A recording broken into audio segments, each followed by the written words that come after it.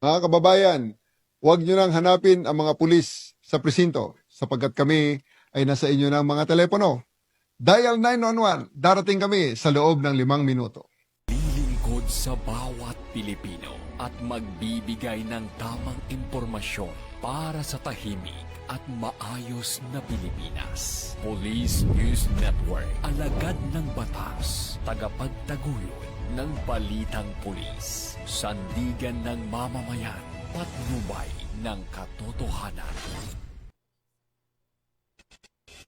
La Campo Crame, maghahatid ng pinakahuling kaganapan at nagbabagang balita. Ito ang PNN Police News Network. At ngayon, ang inyong mga tagapagbalita. Magandang araw, Bagong Pilipinas. Ako ang inyong alagad ng batas, tagataguyod ng Balitang Pulis, Patrolman Regan Robles mula sa PNP Aviation Security Group. At ngayong araw ng Miyerkules, makakasama natin muli bilang special guest co-host si Ms. Jehaini Jaira Hernandez, ang ating former Miss Teen International Grand Winner and Sparkle GMA 7 Artist 2023. Magandang umaga po sa iyo, ma'am. Magandang umaga po, sir. At magandang umaga sa ating mga manonood ngayon. Huwag po nating kalimutan i-like, i-follow at i-subscribe ang page ng Philippine National Police, Police Community Affairs and Development Group PICACHI Tagapag-Ugnay at Police News Network. Kami po ay maghahatid sa inyo ng tamang balita, kwento ng pulis at serbisyo para sa mamamayan. At ito ang PNP News Online. Ang pangunahing balita ng Police News Network, alagad ng batas, tagataguyod ng Balitang Pulis.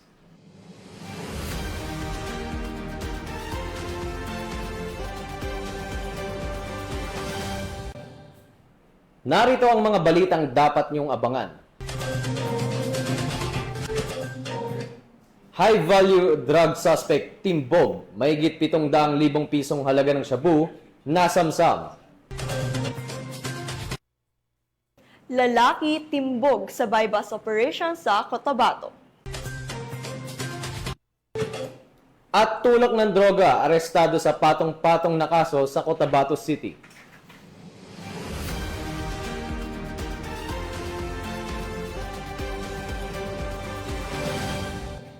Narito ang mga balitang hatid ng ating PNN correspondents mula sa iba't ibang panig ng bansa.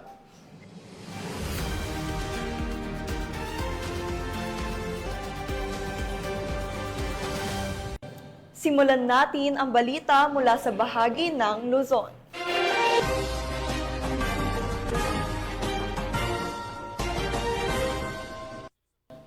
Hindi na nakaporma pa ang isang high-value drug suspect matapos itong masukol ng Taguig City Police sa ikinasang bypass operation kung saan na-recover ang tinatayang 756,000 halaga ng hinihinalang shabu. Ayon sa ulat, positibong nabilhan ng operatiba ang suspect na agad na inaresto matapos ang matagumpay na operasyon. Yan ang tinutukan ni Patrolwoman Ivy Corporal. Nasa kote ng mga operatiba ng Taguig City Police Station ang isang high-valued individual na kinilalang si alias Florentino, 56 anyos, sa isang matagumpay na bypass operation. Na-recover mula sa suspect ang tinatayang 52.5 gramo ng hinihinalang shabu na may standard drug price na 756,160 pesos. Bukod sa illegal na droga, nakumpiska rin ang mga perang ginamit sa illegal na transaksyon at isang itim na pouch. Dinala ang naarestong suspect at ang mga ebidensyang na-recover sa tanggapan ng Station Drug Enforcement Unit ng Taguig City Police Station para sa wastong dokumentasyon at pagsasampa ng mga kaukulang kaso sa ilalim ng Section 5 at 11, Article 2 ng Republic Act 9165 o mas kilala bilang Comprehensive Dangerous Drug Act of 2002. Mula dito sa Camp Bagong Diwa, Bikutan, Taguig City, ako po ang inyong PNN correspondent, Patrolwoman Ivy Corporal, alagad ng batas, tagataguyod ng Balitang Pulis. Maraming salamat, Patrolwoman Corporal. Timbog ang isang lalaki matapos makumpiskahan ng mahigit 300,000 pisong halaga ng shabu sa ikinasang bypass operation ng pulisya sa Limay, Bataan. Ang report mula kay Patrolwoman Jilly Peña. Muling nagtala ng tagumpay ang kapulisan sa patuloy na kampanya laban sa ilegal na droga matapos masamsam ang higit 300,000 pesos na halaga ng hinihinalang shabu sa isinagawang buy-bust operation sa barangay St. Francis II, Limay, Bataan nito lamang 15 ng Hulyo taong kasalukuyan.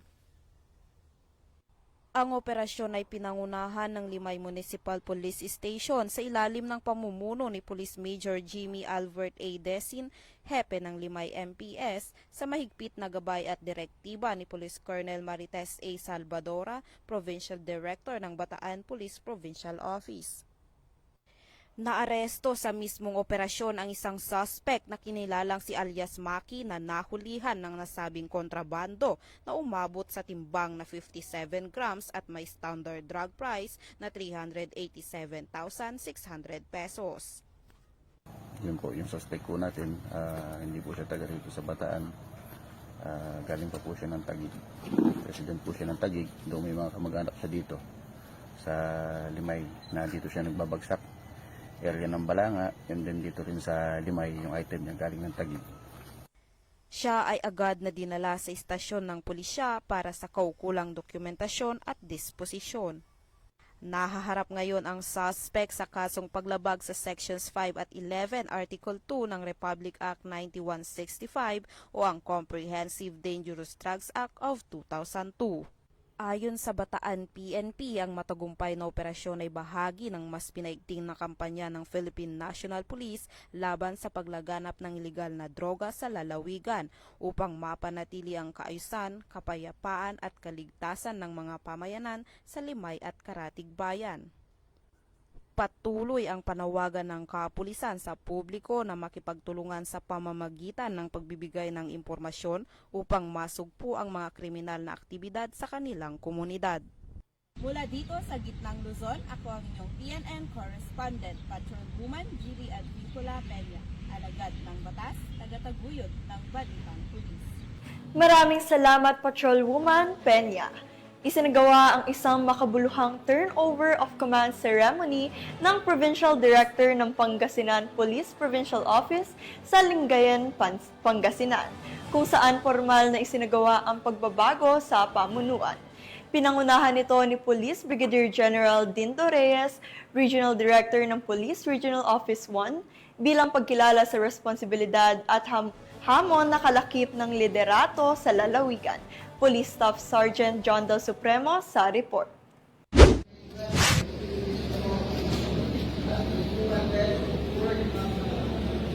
Opisyal nang nanungkulan ng bagong Provincial Director ng Pangasinan Police Provincial Office matapos ang matagumpay na turnover of command ceremony na ginanap noong Hulyo 15, 2025 sa Lingayen, Pangasinan. Si Police Colonel Arbil Mercurio ang pumalit kay Police Colonel Ricardo David na nagsilbing Acting Provincial Director ng Pangasinan PPO. Pinangunahan ang seremonya ni Police Brigadier General Dindo R. Reyes, ang Regional Director ng Police Regional Office 1. Dumalo rin sa okasyon ng mga hepe ng pulisya mula sa iba't ibang bayan ng lalawigan, pati na rin ang ilang opisyal ng pamahalaan. Ipinahayag ni Police Colonel Mercurio ang kanyang buong pagsunod sa 3 leadership pillars ni Chief PNP, Police General Nicolas D. Torre III, ang swift and responsive public service, unity and morale within the ranks, and accountability through modernization. Inaasahan ang pagpapatuloy at lalo pang paghusay ng Peace and Order Program sa Pangasinan sa ilalim ng bagong pamunuan.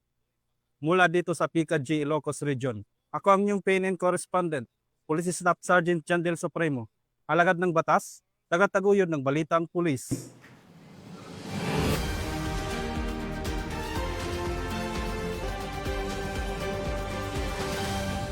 Tunghayan naman natin ang mga balita mula sa Visayas.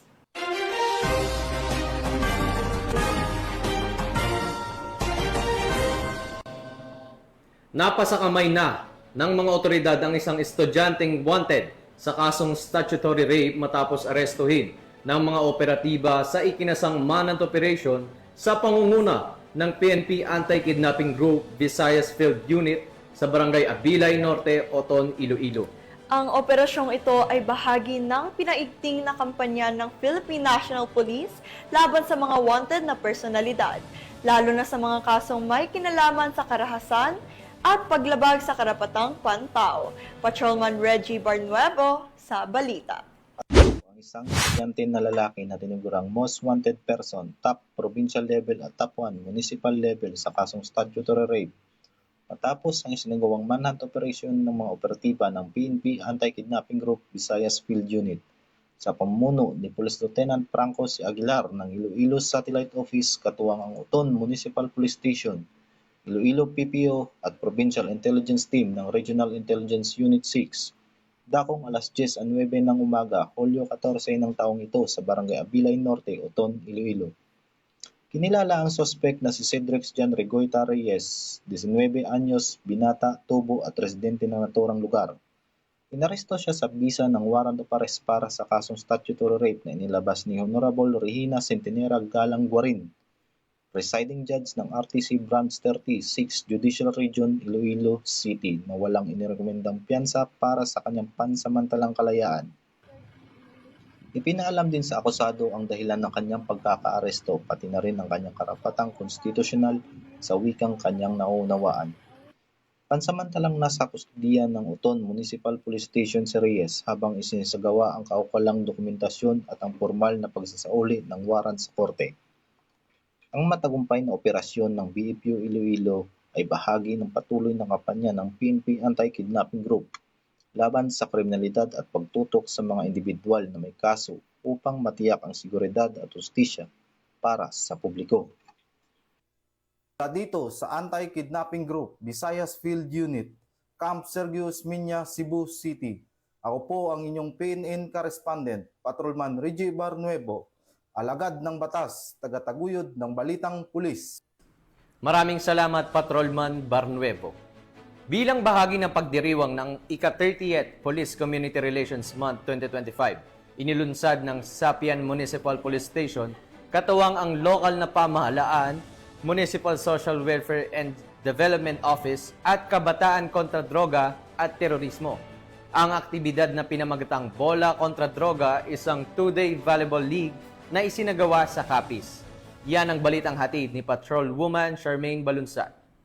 Pinangunahan ng Sapian Municipal Police Station sa pamumuno ng kanilang officer in charge na si Police Captain Christine Servo, katuwang ang local government unit ng Sapian at KK.Sapian Sapian Chapter, ang isang aktibidad na Bola kontra Droga 2025 Year 2 bilang bahagi ng kick-off ceremony ng 30th Police Community Relation Month na ginanap dito lamang 22 hanggang 23 ng Hulyo taong kasalukuyan sa Sapian Volleyball Court, Barangay Poblasyon, Sapian, Capiz. Naging bahagi ng programa ang isang masiglang unity dance na pinangunahan ng Sapian Zumba Ladies na kung saan masaya at aktibong sumabay ang mga manlalaro at iba pang mga dumalo. Dumalo sa makabuluhang aktibidad sina Pastor Noriel Olano, Kasimbayanan Faith-Based Volunteer, Attorney Jose Villanueva, Municipal Mayor ng Sapian, Mike Albert Amores, President ng Sapian Volleyball Club, Sapian Zumba Ladies,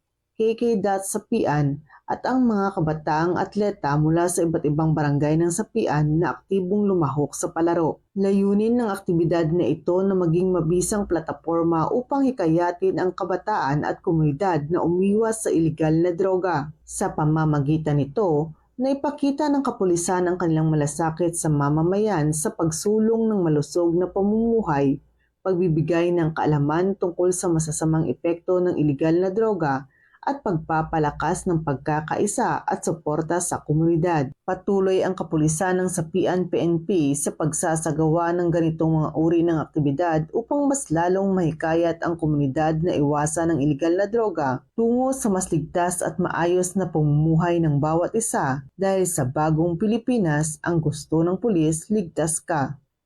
Mula dito sa Western Visayas, ako ang inyong PNN correspondent, Patrolwoman Charmaine Balunsat. Alagad ng batas, tagataguyod ng balitang pulis. Maraming salamat, Patrolwoman Balunsat.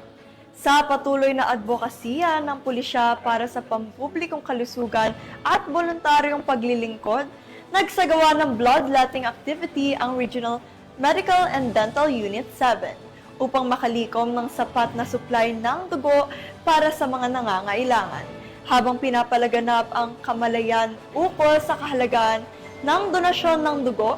bilang gawaing makabayan at makatao. Patrolwoman Nikia Cañedo sa ulat. Kasalukuyang isinasagawa ang bloodletting activity ng RMDO 7 sa Camp Sotero, Cabahog, Cebu City nito lamang ika-15 ng Hulyo taong kasalukuyan. Pinangunahan ang nasabing aktibidad ni Police Lieutenant Colonel Marilyn Ignacio, officer in charge. Each of you has chosen to give not just a part of yourself, but a chance, an opportunity for someone out there to keep living, to keep hoping, and to keep fighting. What you're doing may seem simple, just a few minutes, a little discomfort, but to someone in a hospital who is waiting for a miracle, your act means every day. Katuwang ang Department of Health Region 7, knowing that your simple act could save someone's life brings a sense of fulfillment. Thank you, not just for showing up, but also for choosing to care. In the world where sometimes there's a lot of uncertainties, you donating blood is a beautiful reminder that kindness still flows, literally, from one person to another. at mga sponsor gaya ng 7-Eleven, Activation Machine Incorporated at Calbe International. Tinatayang mahigit kumulang 100 na personnel mula sa Police Regional Office 7 at mga police trainees mula sa Class Legions ang voluntaryong nag-donate ng dugo sa naturang aktibidad. I am Police Trainee Prince Mark A. Quezon. This bloodletting activity is important for the community. As for us donors, this simple act of giving away blood can be so much more for those in need. This activity is not just about giving away blood, but this is about giving hope and perhaps a second chance at life. Layunin ng programa na tumugon sa pangangailangan ng mga ospital sa supply ng dugo at mapalaganap ang kamalayang panlipunan ukol sa kahalagaan ng pagbibigay ng dugo bilang isang paraan ng pagliligtas ng buhay. Bilang pasasalamat sa kanilang kabayanihan, ang mga blood donors ay nakatanggap ng libreng pagkain at iba pang munting regalo mula sa mga katuwang na organisasyon. Ang Dugo Mo, Buhay Ko ay isa lamang sa inisyatibo ng RMDU-7 na nagpapakita ng malasakit at pagkakaisa ng kapulisan at komunidad sa pagtugon sa mga pangangailangang pangkalusugan. Each drop of blood donated today is a gift of life, a powerful reminder that through simple acts, we can profoundly impact others in our community. Sa pamamagitan ng mga ganitong aktibidad, muling pinapatunayan ng RMDU-7 na ang bawat pulis ay hindi lamang tagapagpatupad ng batas, kundi tagapagtaguyod rin ng buhay at kalusugan para sa kapwa. Mula dito sa RMDU-7, ako yung Police News Network Correspondent, Patrolwoman Nikia Cañedo, alagad ng batas, tagataguyod ng balitang pulis.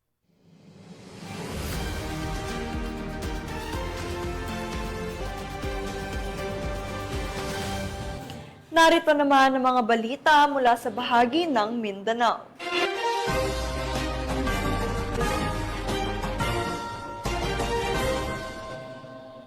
Walang ligtas sa kamay ng batas ang isang lalaki sa Cotabato City matapos siyang maaresto ng mga otoridad dahil sa patong-patong na kaso ng panggigipit at pagkakasangkot sa iligal na droga.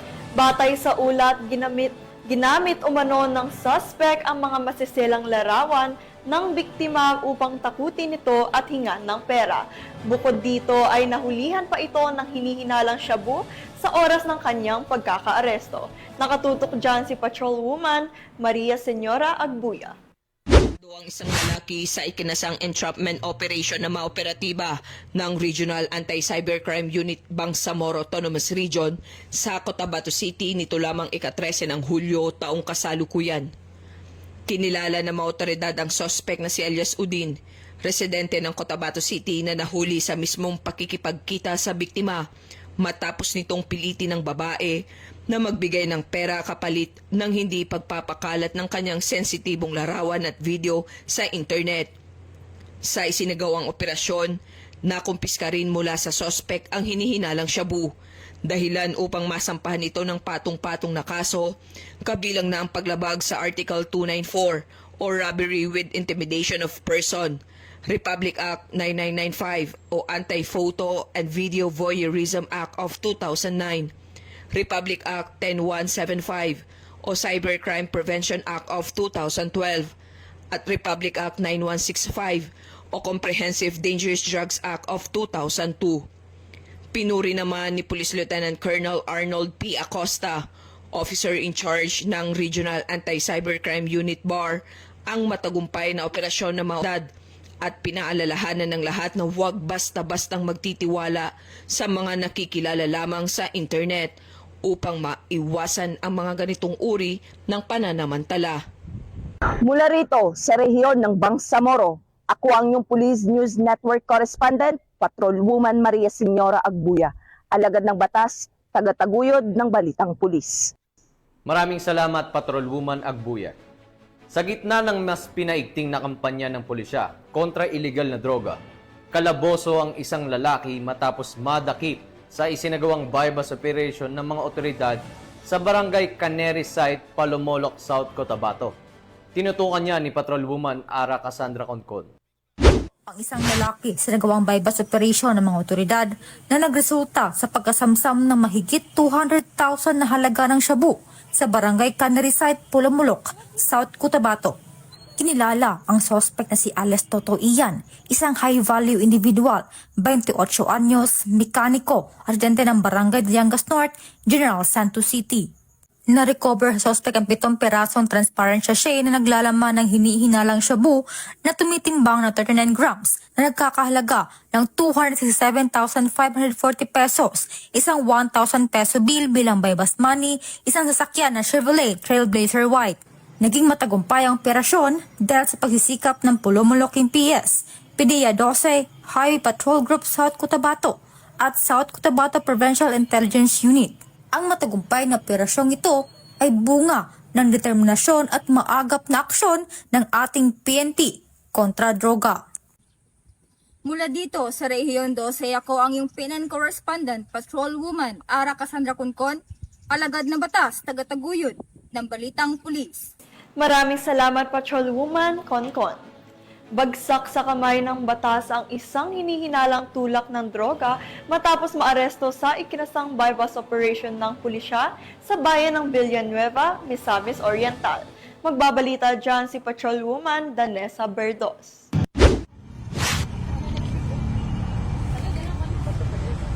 Arestado ang isang individual sa kinasang bypass operation na mga operatiba ng Villanueva MPS sa Barangay Dayawan, Villanueva, Misamis Oriental. Kinilala ni Police Major Princess Bergado, OIC ng Villanueva MPS, ang suspect na si alias Alex, lalaki, isang tricycle driver at residente ng Taguluan, Misamis Oriental.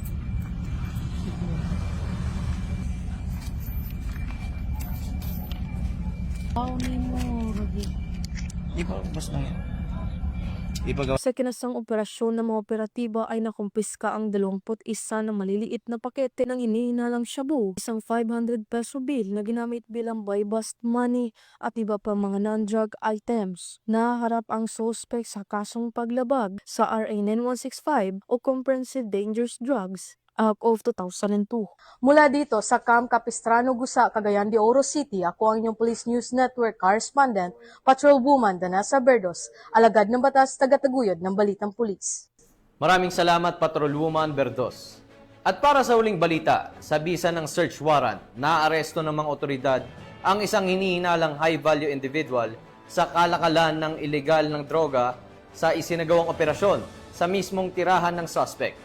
Nakatutok dyan si Patrolwoman Aldin Cañaceres.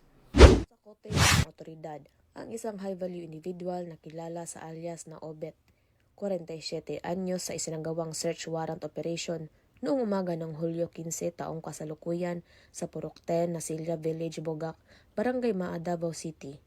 Pinangunahan ng Drug Enforcement Team ng Maa Police Station sa ilalim ng pamumuno ni Police Major Philip Dave A. Udin ang naturang operasyon na nagresulta sa pagkakaaresto ng suspect at pagkakumpiska ng 12 sachet ng hinihinalang shabu na may tinatayang timbang na 50 gramo at halagang 340,000 pesos. Nakuha rin sa isang itim na coin purse na pinanimula ang pinaglagyan ng mga kontrabando. Nasa kustodiya na ngayon ng mga police station ang suspect at mga ebidensya para sa kaukulang paghahain ng kaso. Patuloy ang pinaigting na kampanya ng Police Regional Office 11 laban sa iligal na droga, kasabay ng panawagan sa publiko na makiisa sa pagpapanatili ng kaayusan at kaligtasan sa mga komunidad. Mula dito sa Police Regional Office 11, ako ang inyong PNN correspondent, Patrolwoman Alden Cañazares, alagad ng batas, tagataguyod ng balitang pulis.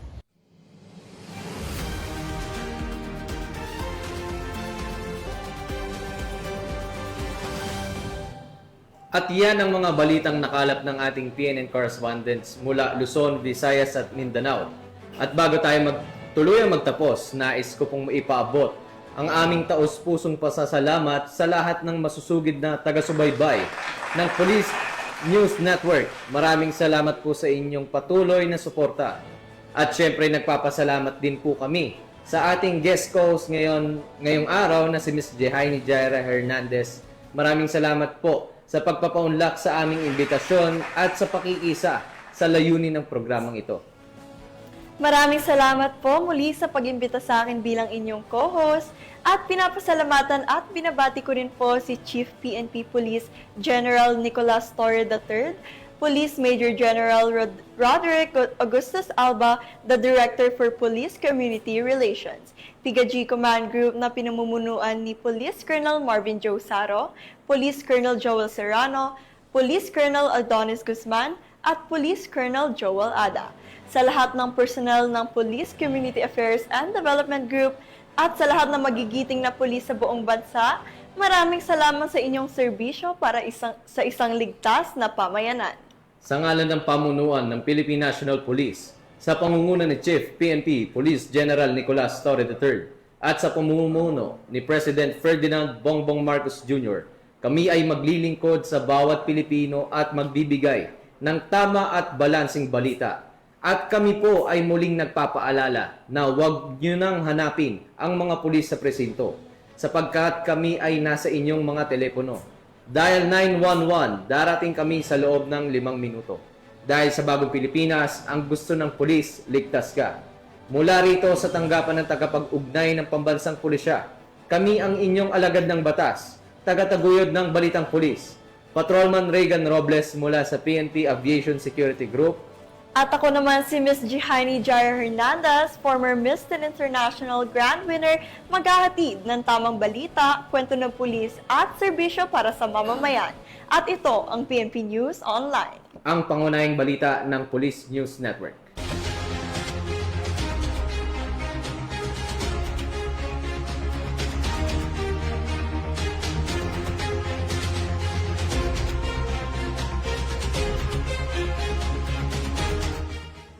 Police News Network, alagad ng batas, tagapagtaguyod ng balitang pulis.